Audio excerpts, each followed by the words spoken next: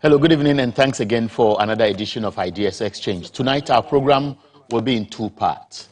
The first will touch on the NDC's preparation towards the national elections to be held at the Accra Sports Stadium this Saturday.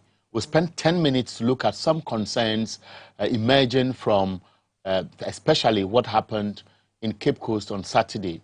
The National Council of Elders has issued a statement.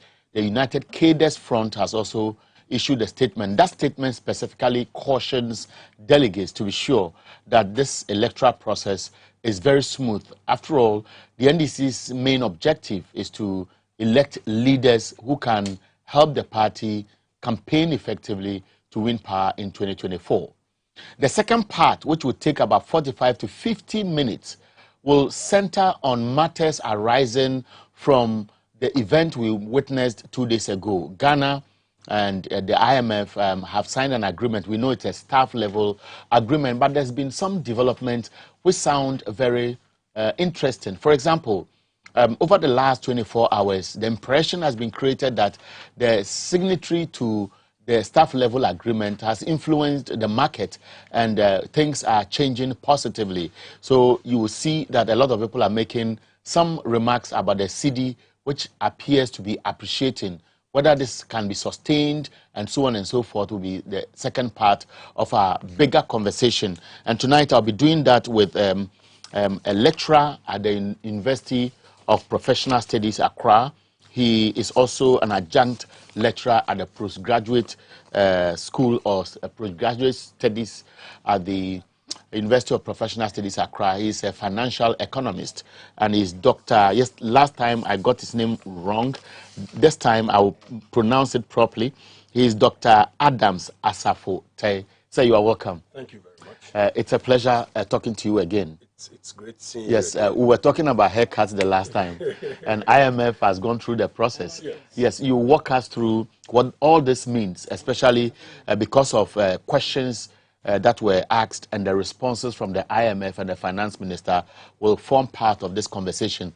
But first, I want to speak to the issues that are emerging.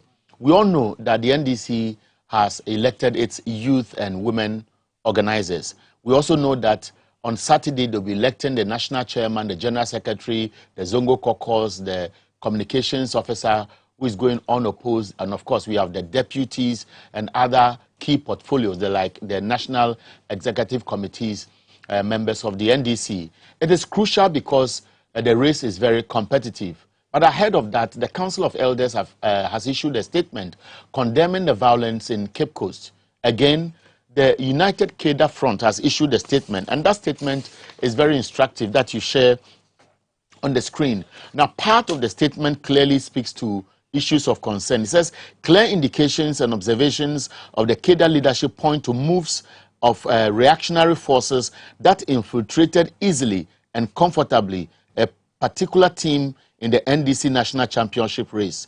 It must be emphasized that such adventures, though might seem attractive, are opposed to the cardinal principles and core values of the Akatamanso spirit. Taking interest in recent outbursts from the NPP stalwarts, appendages and affiliates like Wuntumi, Adomotre, Kwakwanyidoho, and Alote Jacobs, the United Cadre Front National Executive Committee, after deliberation and analysis of the foregoing, deems it imperative to urgently alert delegates in particular about such destructive developments in our internal politics.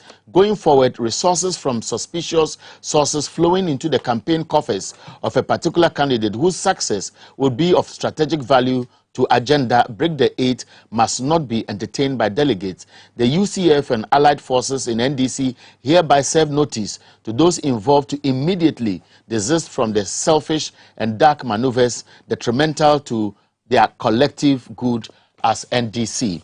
Now, Shine Gave is the national chairman of the United Cadres Front. He joins me on phone for a brief conversation on this sensitive statement. Good evening and thanks for your time, sir. Well, I'm told we are still struggling to get Shine Gave, but apparently the conversation is about development ahead of the NDC's national conference to be held at Accra Sports Stadium. We are told that the event will take almost the whole day. Today, I monitored the conversation on one of the radio stations, and the impression I get is that delegates from the 5 regions in the north are already heading towards Accra. Tomorrow, they're expected to arrive. Saturday morning, the event will take place, and many of them will lodge in at the University of Ghana, where accommodation has been sought for them. So I don't know whether Shine Gave is on the line now, so let's speak to him, sir. Good evening. Good evening, sir. Good evening, sir. Sir, good evening. If you can hear me, this is TVXYZ. Yes, I can hear you loud and clear. Right, so this is very brief. First of all, what is influencing the statement, and at this time, is it not coming in too late? No, I don't think that any statement at this time is too late. I think that every statement that comes out at this time is very, very appropriate. Now, it's quite worrying for you to be issuing a statement cautioning your party members, especially when you have cleaned your register and you have suspicions that people are trying to infiltrate with money to influence delegates. Yes, but is it something that is not true? It is something that has happened, and it is something that happened.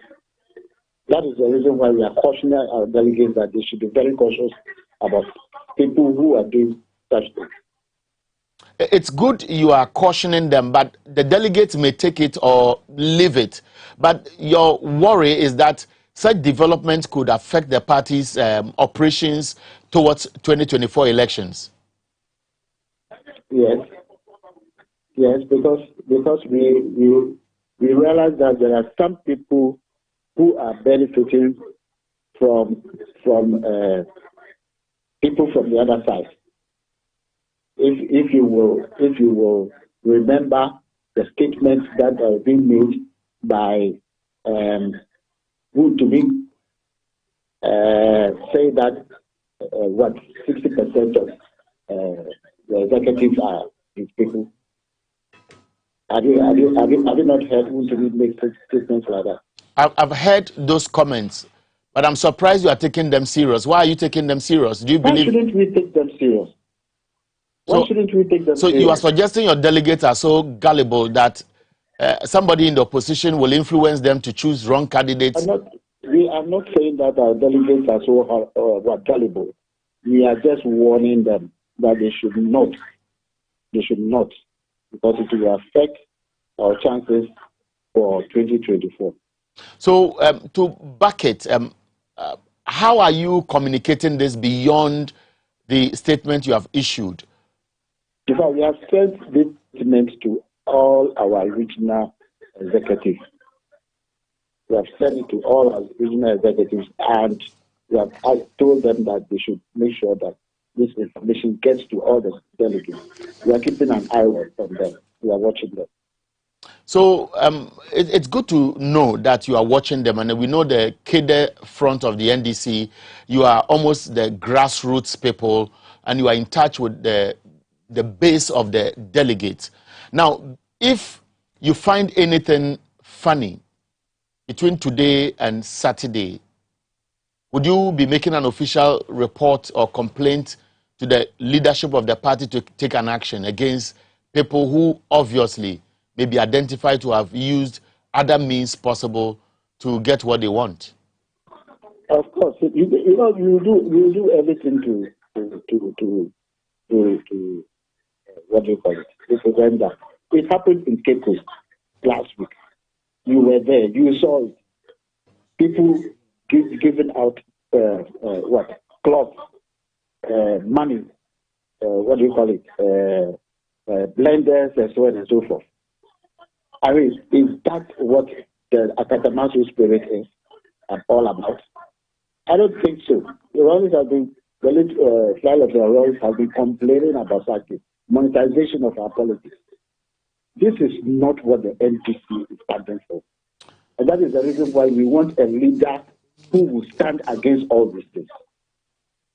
We want leaders who will stand against all these things and make sure that our next Congress, our next elections will not be fraught with, what do you call it, money and all the giving out of goodies and freebies.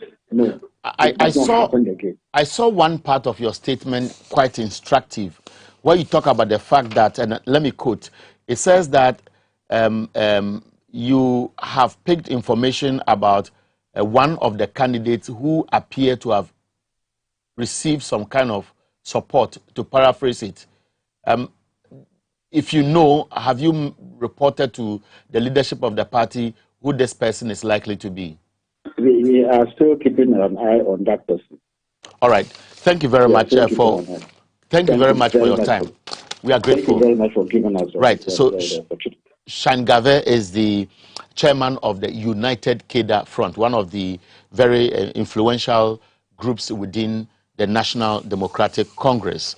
I told you today our main conversation will be on the IMF staff level agreement with Ghana and matters arising. My guest in the studio is Dr. Adams Asafote. He's a financial economist, senior lecturer at the University of Professional Studies Postgraduate School. So again, thanks for being with us. Thank you very much. Right. If you have monitored social media, for example, or you have listened to radio or television, the conversation appears to suggest that just after the staff level agreement, which was signed yesterday, the CD appears to be appreciating. I have some quotations that I picked from different angles from social media that to be put on the screen while the conversation goes on. What do you make of what we have seen, the behavior of the CD over the last 24 hours, and what people want to suggest is a result of the staff level agreement? All right. Good evening to you. Good evening to your cherished listeners. Before I come to your question, let me have a word or two for the NDC delegates who will be voting for their chairmanship and all other positions, this weekend.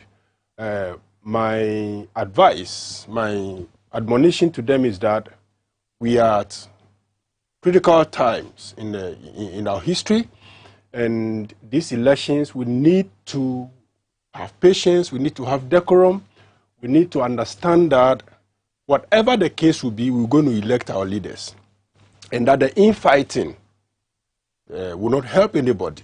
We need a united front. We need a party that comes out stronger after Congress, after elections, and not that which will be divided.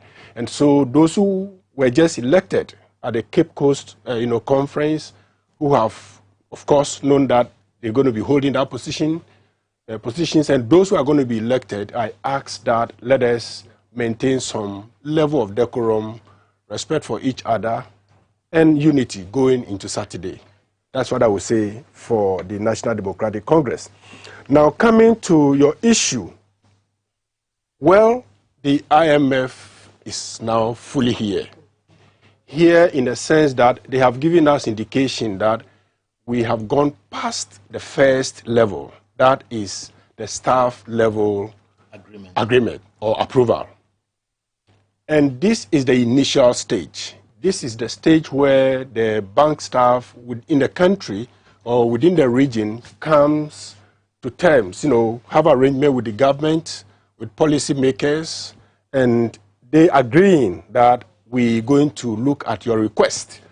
And we are told that we have been, if you like, proposed an amount of about $3 billion US dollars. This is pretty huge if you compare it to the facilities that we've received over the period.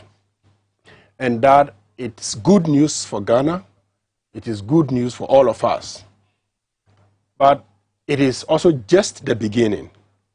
The staff level agreement is an initial level telling us that A, B, C, D got to be done before the board level approval will come in. And we've even been told that there are a few things that we have to do. If we fail to do it, they will not present our proposal to the board for consideration. And so these are serious matters. Well, as to why the cedi is, if you like, gaining some strength. One key thing... And while you speak, I'll ask the producers to share some of the quotations that we picked and people are sharing happily on social media while the conversation goes on. So you can go ahead. Very well. So for the reason, the reason why the cedi seem to be, picking some strength is that, it also hinges on market confidence, market information. People want to hear good news. People want to hear that tomorrow is going to be better. And that is also one of the major underpinnings.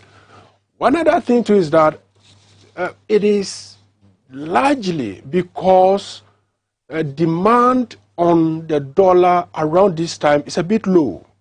It is traditionally known that around this time, importers will be bringing in more goods. And so when you are bringing in more goods, it means that there's high demand on the dollar. But as it stands, we all know that importation is quite low. People are not sure where the cedi will be, where the dollar will be in the next 2-3 months. So even if you go to the ports, transactions, volumes there are pretty low, very, very low. And so all of this is really working, towards, the strength of the cedi. As to whether it's going to be sustained, that will largely depend on the actions that we take from now, heading into first quarter of 2023. We'll go into the sustainability and the factors that may trigger this. But I am trying to interrogate further the other aspect of the likelihood of the market forces that may not have been factored into this conversation. I've seen the Bank of Ghana making conscious effort to influence the behavior of the cedi. So every few hours, they put some quotations out, and it appears as if they have some social media army which is sharing this information. Then we have the forex bureaus, which have their own quotations as well. Now, if what we are witnessing over the last 24 hours is anything to go by, and the narrative that it is because of the staff level agreement, and the fact that the purchasing power is dropping, the cedi to dollar ratio has actually affected people's capital, and a few things which are of concern to them at the harbor are most likely to affect the expected imports around this time of the year. Is it too early for government to have gone ahead to claim some pat on the back for what we are seeing, or it is scientific enough for them to have made such conclusions? I have problem with the extent to which government, rushes into claiming, if you like, the staff level agreement influencing, claiming credit for these little swings in the mood of the economy.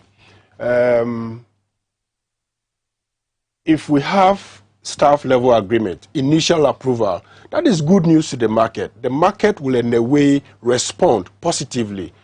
BOG can put in some form of spin to say that yes, we are doing this, we are doing that, but everybody knows that it's because of that agreement. If you remember very well, somewhere around the COVID time, when inflows were coming, funds were coming in, but if you remember also, there were no demands on the dollar because importation was very low. Nothing was happening. Most ports had closed. Very well. We saw the cedi stabilizing, and then people rushed into claiming that, hey, we are doing well and all of these things. At this moment in time, the focus should not be on the short-term swing of the cedi. We should look at the medium to long term. We should be focused on the fiscal, structures, the reforms that the IMF is requesting us to do.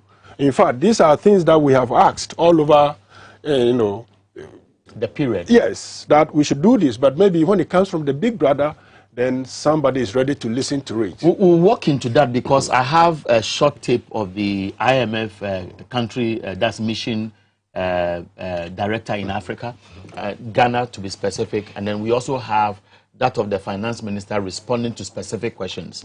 Now, I have heard severally from the Bank of Ghana, from the finance minister, that we are expecting maybe money from outside, let's say the syndicated cocoa money that comes in from time to time. We received a little over $1.2 or $3 billion.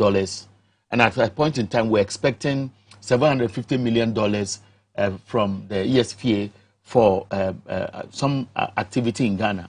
At that time, the impression was created that once those monies hit our account, we'll see some level of stabilization of the cedi. Those monies came, nothing happened. IMF signs a common agreement, and it appears as if the market is reacting.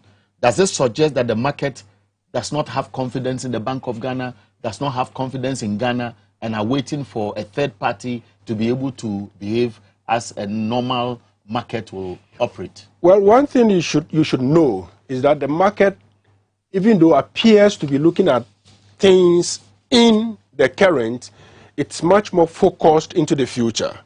The market is not so much interested in what is happening now. It is interested in what is going to happen 6 months' time, 12 months' time, 18 months' time, 2 years' time. That's what the market is interested in. And so those inflows, they really cannot do much for the economy. It will bring about some level of comfort, but cannot do much. What we want to see is that when our debts mature in, I think, late 2023 and early 2024, how are we going to pay it? And this news comes to cushion that, and therefore there's some level of confidence. That also implies that if we do our debt exchange well, probably we'll be able to have some reserves to cushion as for import cover, as we usually call it, and all of that. So the market, yes, we'll look at what is happening now, but it's more interested in the future, or the future of how things are going to gel out. My guest in the studio is Dr. Asafute. Is a lecturer at the University of Professional Studies. He's also a financial economist. Now, before we listen to a specific question that was posed to the IMF country director as to how soon we are most likely to get the money, and then how the finance minister is also putting in measures to ensure that all the agitations around the debt restructuring can be managed. Let me come in this way. Now we have seen some level of depreciation, if everything is true, as we have seen on social media. Now, between now and Christmas, should anything happen and we see a reverse, what would it mean? Well, it could imply that, because of, the restoration of market confidence, people are now willing to bring in some goods. They would now want to do some importation.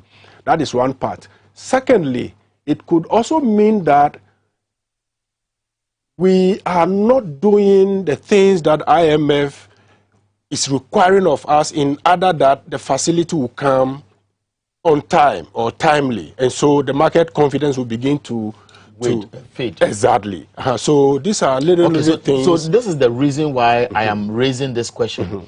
But we'll come back to delve much deeper into this, and then go to look at the inflation, what Parliament can do. Because when the finance minister was speaking at the press conference, he kept saying and referring to the fact that government has done its part, and now it's looking up to Parliament, and Parliament has to save them, Parliament has to save them, and so on and so forth.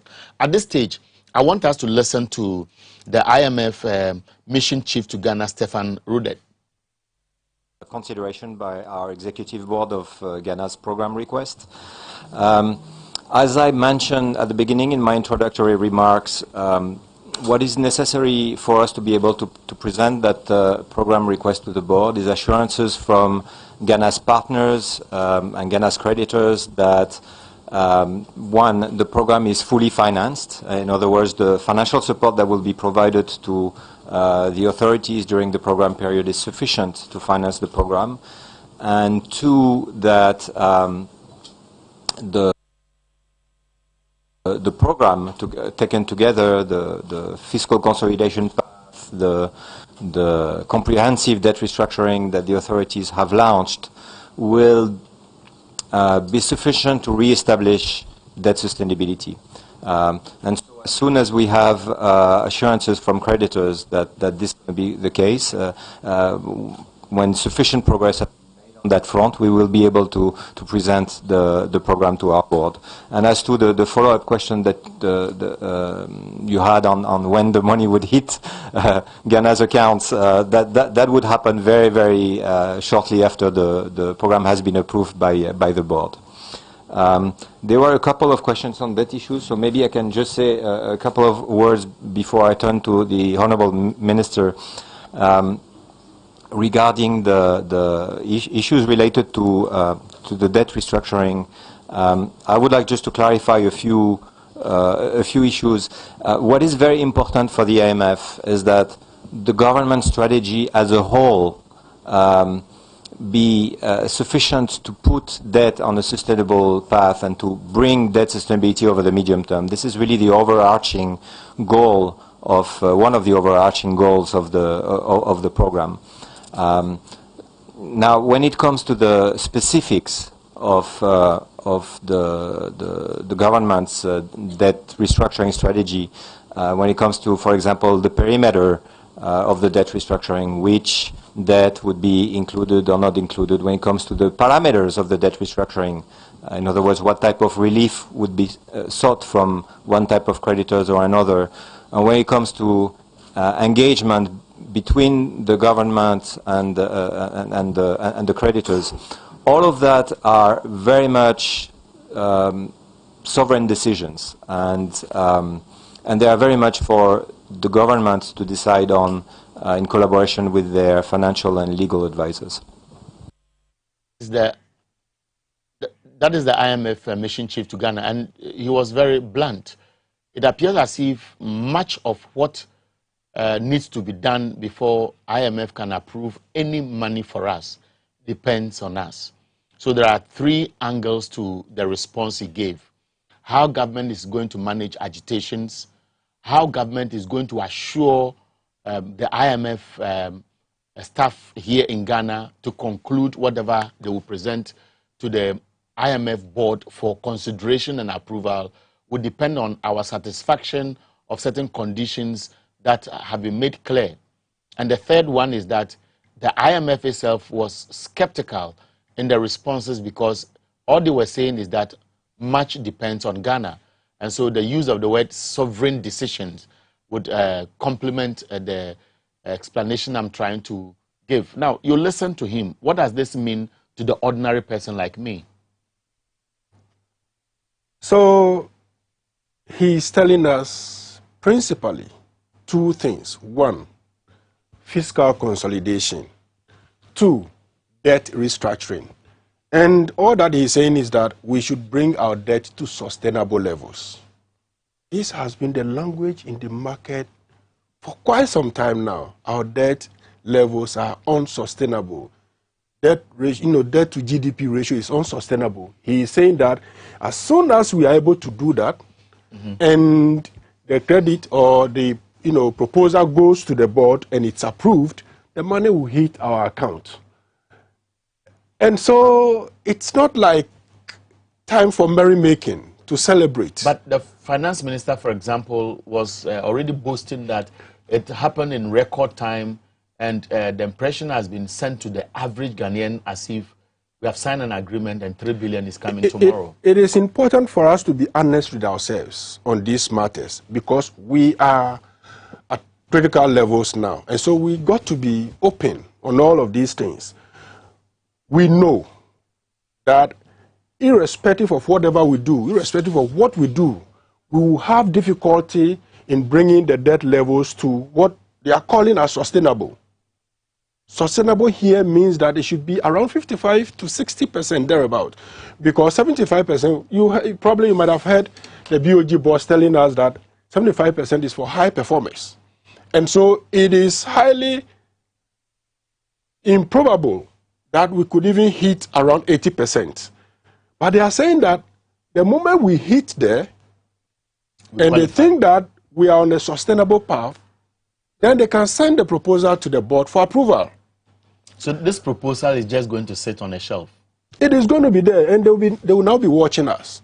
Now they are watching us like never before. So the ball is in our court now? The ball is in our court. Now, but this comes at a time when government is facing two critical challenges.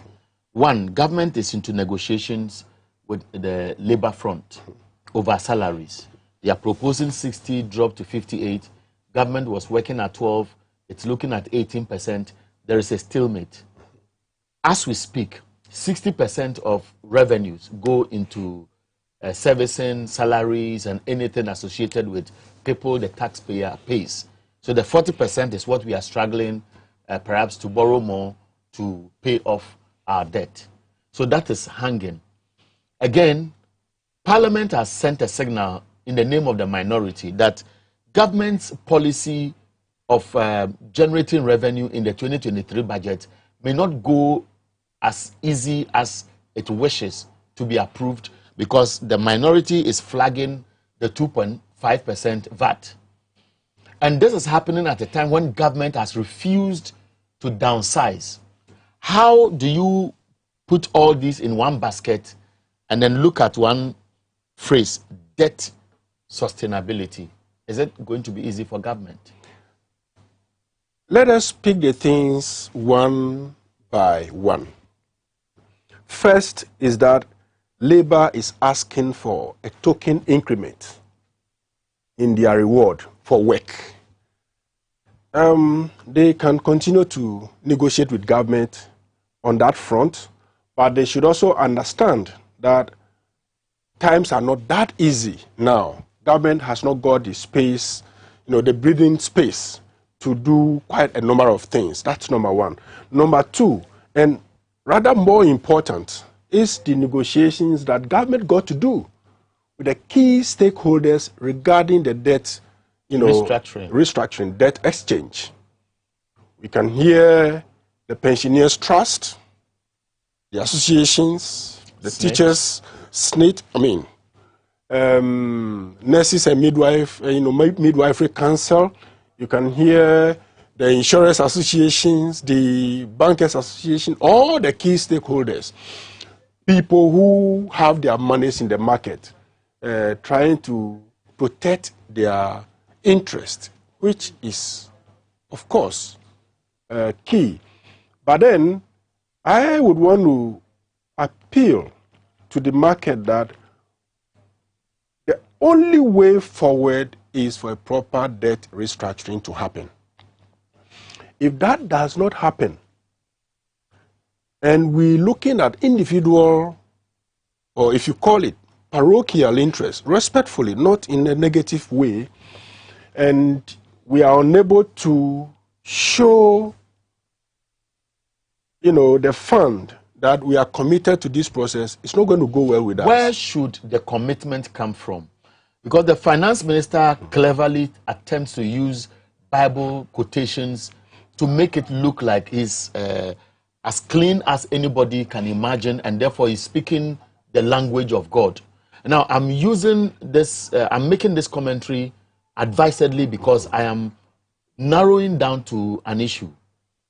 Government commitment is that they have announced some measures they intend to put in place to cut down costs.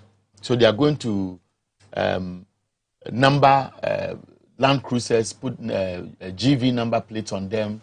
They are going to cut down fuel allocations to offices and so on. But what many people are speaking to, government is refusing to do. Government is pumping money in the National Cathedral project, yet government is telling labor union to make compromises, and they are saying no. So who do we take serious here? You see, there was, an audio that circulated around, and it has something to do with, maybe the minister purportedly saying that, oh, if we go for the fund program within 2, 3 to 5 years, we'll get back to sustainable levels and then move to the capital market and start to borrow from, the friendly sovereigns and all of that. And then the facts came out to show that, look, where we are, if we don't take care, even 10, 15 to 20 years, we'll be struggling. And so it's nice to have, quotations to, if you like, pacify our soul, so to say, but the reality still remains. Indeed, if we refuse to do the critical things, we cannot get there. And for me, that is where Parliament comes in. I do not think that Parliament is against the debt restructuring as the case is. Parliament's interest is to make sure that if indeed you're going to give people this sort of haircut, then let us apply same unto our own selves. That let's reduce the size of government. And government is not ready Can to do we that. get to the table to say that, look, with a memorandum, that we are running government with this number of ministries. Let us sign it. Come out with the framework. We're not going to be allowing 2, 3 deputies in SOEs, in ministries.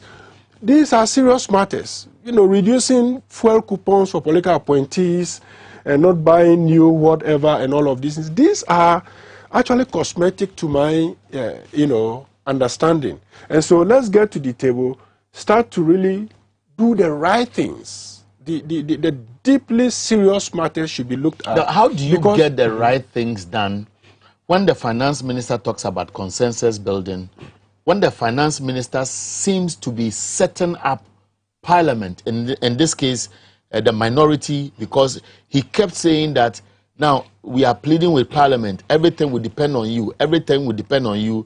And I knew that he might have been saying so because of the 2.5% VAT that the minority won't approve. And if it is not approved, it will affect its ability to convince the IMF that the issue about debt sustainability will be as easy as it is looking at, including the debt restructuring program.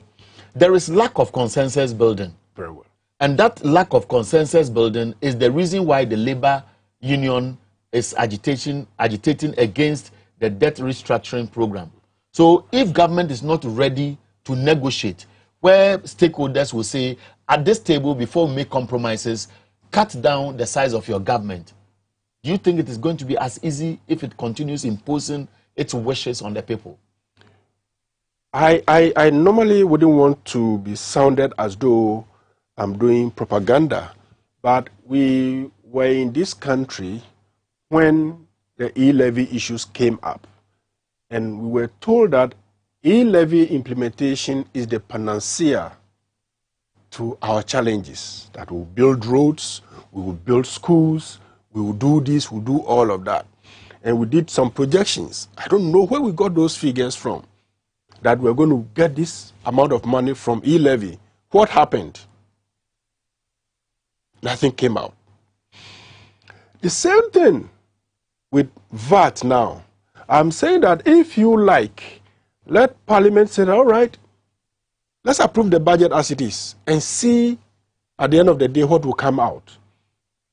We got to get to the table to do the right things. I mean, we are really a little bit fed up, tired, exhausted by continually, pounding on the table. Let's go this way, let's go this way, let's go that way. Ghana is only a population of 30+ million. We can get some things right. We can sit at the table, look at each other's face and say that this way will not be sustainable. This way will not help us. Let us do the right things. In fact, we have only one country. And I'm saying that if we fail to meet the requirements of the IMF at this level, it will shock you to see the cedi moving from the current level to even, let's say, 18, 19, 20 by first quarter of next year. Because within the next 3 months, these things should be coming out pretty clearly as to whether debt exchange is working well, whether we'll be able to meet our revenue targets, whether we've gone and sat and looked at other revenue generating, avenues. When we are talking of revenue generation, we are not saying that just go and increase the existing tax margins. Go in and look at areas where you can make money. I mentioned that there are huge revenue sources. We can look at the petroleum sector. We can look at the power sector. We can look at the SOEs. How come that the SOEs, all of a sudden, all of them went into red? What happened? Because I know very well that by 2016, some of them were a lot of them were on good profit. So what is happening? I listened to a debate on one of the media platforms, and one of the things somebody raised was that where we are now is self-inflicted, and one of the reasons was that government kept bloating the public sector by way of employment, especially through the security agencies. They were just dumping people there in the name of recruitment. And so we have brought so many people on board when the size of its pocket itself cannot contain where we are now. And government is refusing to manage this problem, and it's a crisis that will live with us for a long time. Public sector employment has been a problem, really, over the, past couple of years. And so reversing the process is tight. Right now, what we should be looking at, really, because we're saying that there's a freeze on employment, what we should be looking at is, the key positions. There are positions that one position alone can take care of 10, 15, 20 ordinary workers. Those are the areas that we should look at, cutting. We have to really understand that, as you say, self-inflicted. I have said that, look, the inflows of COVID, the COVID inflows, if we were to have used those inflows well, by now, the agri sector will be booming, planting for food and jobs will be top on the range, food inflation will not be in excess of 100%, food inflation alone. And so, today the Ghana Statistical Service released reports. Inflation is now 50.3, and food inflation alone is about 55.3%. Last month, it was in excess of 100%. This month, 50. These are serious matters. And so we need to really begin to do the right things. When you talk, see, if you are attending to students and you get to class, you give assignment, and then time for submission comes, you see good returns in terms of output, you are encouraged to give even more assignments because you are building students. But if you come and you give assignment, get this one done and nothing happens, get that one done and nothing happens, it becomes really difficult for you to continue to work on them, because it's a give and take situation. Government is running the affairs of the country. There are observers who are around observing what or how things are going. And they are saying that these things will not augur well. I think we have started saying this thing for 4 or 5 years there. But in fact, from the very beginning, when the numbers of ministers were announced, I said that we are in for a roller coaster ride. And here we are today. And here we are not ready to work on the numbers. So we cannot put the blame on the doorsteps of Parliament. that we're going to gag Parliament by saying that, oh, if you don't approve this, if you don't do it in record time, then we are not going to make any progress. I am saying that even if Parliament approves the budget as it is today, we'll have difficulty. Because if we have the debt profile and everything, we can put it in a small Excel and we can estimate, possibly what the reductions are going to be like at the end of the period. And you see that it will not put us on any proper path. And so revenue generation means, other means, we got to look at them. Cut down on key government expenditure, items. How many times should we say this? Well, my guest in the studio is Dr. Asafute. He's a lecturer at the University of Professional Studies, actually an adjunct lecturer at the graduate school there. And of course, he's also a financial economist. The finance minister attempted responses to critical questions that are being discussed tonight on this program. We'll listen briefly to him. We'll come back and take a response from Doc, and then probably take about 3 calls just to gauge your mood as you listen to our conversations. Let's listen to Kenneth Ofori-Atta now. I mean, I think the parameters are clear to us with regards to where the London zone should be, and those are the bookends that we are talking about, 55% debt to GDP, and then 18%, 18% external debt service over revenue.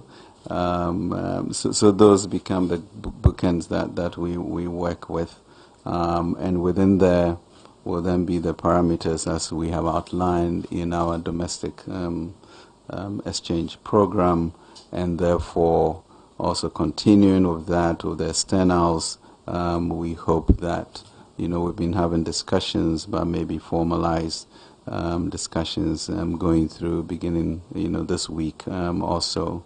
So that's the trajectory that we are looking at. But I think for all of these 3 partners with the debt operations, is really the lift that we have of this SLA, and therefore all of us doing our part to make sure that this confidence is built on, and we move on to create the macro stability. So from where you sit and the stakeholders you engage at workshops, at seminars, as colleagues, and so on and so forth, do you think Kenneth Ofori-Atta represents the confidence they want to see whenever he appears on their screens? In some of those, if you like, idea exchange interactions, most of us have always had issues with the way the finances of this country has been managed. But these are things that remains at the discussion rooms. At this moment in time, we are unable to get the true state of affairs, the true issues from that ministry. It is just in recent times that a couple of that came from the central bank. And it was a little bit comforting that at least we are getting some real facts, some real figures. When you look at the budget, sometimes some figures don't add up. But at what forum will you be heard to be, mentioning those things?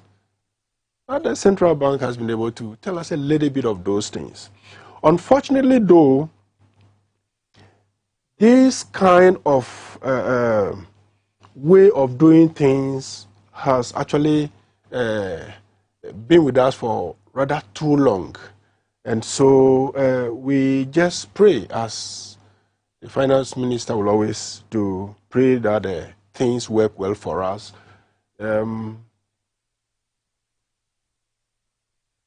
it's worrying because these are things that we can do. These are things that we can do. Inflation hitting the roof, official figures around 50. And these are month-on-month, figures. Unofficial, if you go in detail into... It could be worse. It could be worse. What can Parliament do? Because I have heard the minority, to be specific, consistently saying that the finance minister must come to Parliament to seek approval, even for some aspects of the debt restructuring program. I know there are some outstanding issues the finance ministry would have to clear to get its revenue mobilization strategies for 2023 approved. Now, I have kept reminding our viewers to the fact that at this stage, the finance minister says we have crossed the first leg, the staff level agreement has been signed, we need the consensus building, we need the cooperation of the labor union, we need Parliament to be on our side. So it's now painting the picture that as for government, it has done its best. The rest is up to Ghanaians. And so if Ghanaians don't accept it, then we should blame ourselves. That is the implication of the communication he's putting across from my assessment as somebody in the industry. When the budget came out and the debt exchange package was in there, I mentioned that the debt exchange will have to be backed by some form of legal instrument. Okay, so while you are speaking, I'll pick first 3 calls and then we'll wrap up with the program. So he's speaking and then when the calls come, we'll just... And that requires that that package on its own should go to Parliament for approval and some form of a legislative instrument to support that program. That does not take the negotiations away, the negotiations with the market away. We still have to go to these stakeholders and negotiate with them.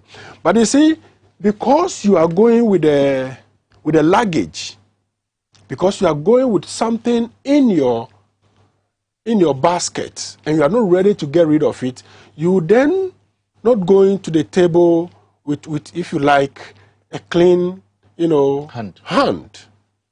He who comes to equity.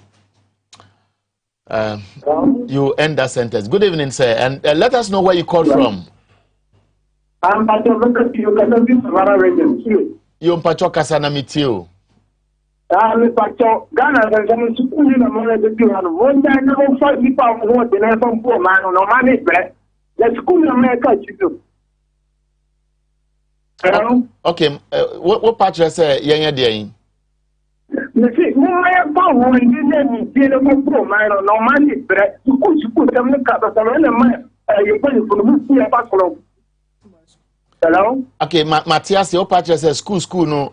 You could be near Dubu or mine. Yes, I know Patre. Okay, so let's pick another call. Good evening.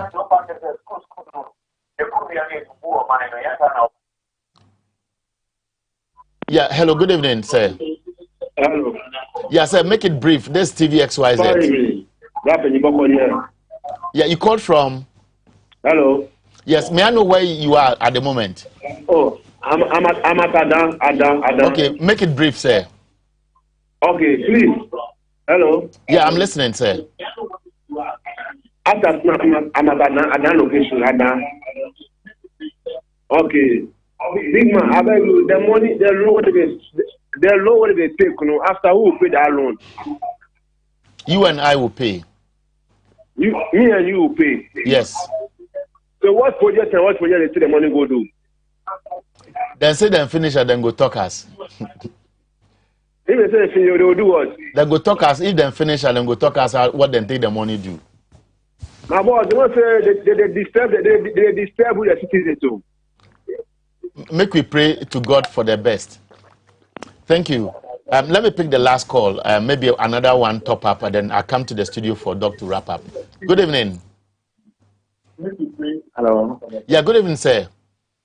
Yeah, good evening. How are you, sir? I'm fine. Where did you call us from?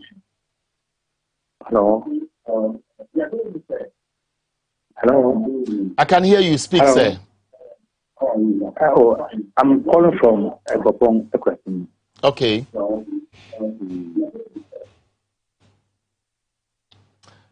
Unfortunately, look, before I pick one last call, I would want to say to the person who will be lucky that reduce the volume on your set before you engage us. Otherwise, it will sound as if you are listening to the echo behind and it will confuse you. Good evening. Good evening. Yeah, make it brief, sir. Where did you call from? I'm calling from Bongo in the Upper East region. Thanks. Make it brief, sir. Thank you. I'm calling from Bongo in the Upper East region. My name is Victor. Yes, I want to talk about the debt exchange program. I think this government has been so reckless to the extent that they are now trying to put Ghana into a lot of debt. When they were going around borrowing left, right, didn't they know it will get to a stage that our debt will be more than our income? You see what they have now done to us today. Now you're going to hold pension funds. People that will go on retirement can no longer get access to their full retirement benefits. What have you done to them? So see this Gabi, anytime they talk about this debt exchange program, I become very furious. My old lady, my old man who's waiting for the next 2-3 years to pick his pension cannot longer. I can understand you. Unfortunately, and respectfully, let us end the program, the conversation here, and I'm sure next week there'll be much more to talk about. Thank you, Doc. So let's wrap up. Going forward, what do you think is the best approach out of this mess? Number one is that let us get down to the market to begin to negotiate with the key stakeholders for them to accept the debt exchange. It is a bitter pill, but we have to swallow it. It is very, very key. Parliament equally has a role, except that I do not want to go with that kind of gagging that the finance minister is trying to do on them. They have a role to play. We got to get them to do the work that is necessary for the exchange program to happen and happen well. I think that they have the information, the parameters have been set, so they can also come out to tell us that, well, the debt exchange, if it is done well, this is how it's going to look like. But before then, we want government to do A, B, C, D. This got to be done. Number two, the legal aspect of the exchange program has also been looked at.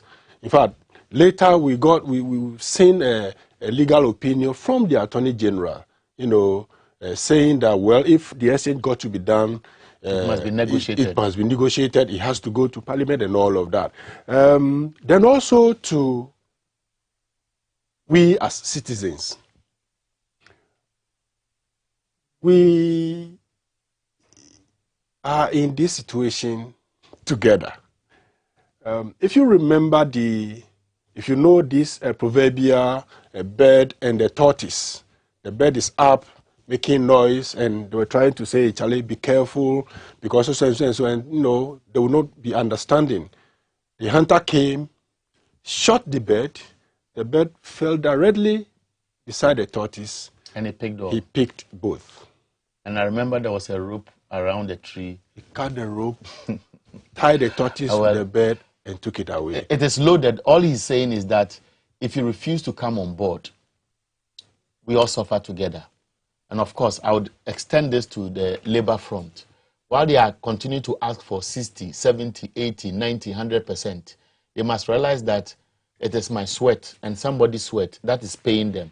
If they refuse to be productive, they look on and do yes and master and allow the politicians to take everything away because there are sycophants out there who only want their pay and they don't want anybody to go and they want people to be added on. They should think about my mother in the village who is not a public servant, who continues to pay tax, who needs roads and so on. So while they are negotiating, they must also understand the need to save the public purse by strengthening the leadership of the labor unions to stop becoming bootlickers, but speak truth to power to save all of us. My name is 2022.Ahianyo. We'll meet again next Wednesday. Bye for now.